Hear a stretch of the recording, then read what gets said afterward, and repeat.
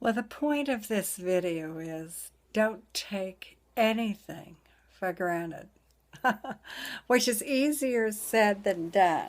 Because what we as human beings do is not only do we take things for granted, we assume they're always going to be there. And I've recently spent 20 years losing my hearing to the point that the last year I was surviving on lip reading rather than anything from my ears or my hearing. Wow, what a challenge. I look back on that right now and I go, how did I do that? Or I look at paraplegics and I say, how do they do that? Or I look at people going through enormous grief and I say, how do they do that?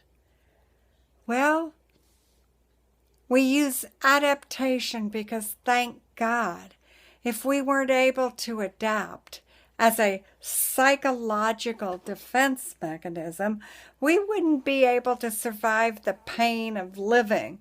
Don't get me wrong, I'm an optimist, and I believe that every day is a blessing, even in the worst of times. But we take things for granted.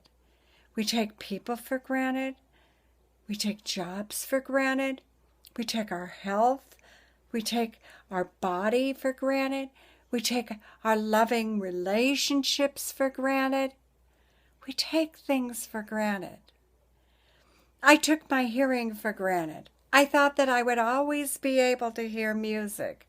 I thought that I'd always be able to hear those sweet whispers of the people that loved me. I thought I'd always be able to live and lead a vision seminar or a challenge or any of the other work I do.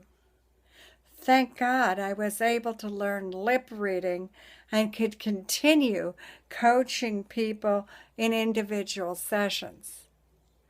Well, now I have a cochlear implant, and I'm almost on the other side of this gigantic wall called the loss of hearing.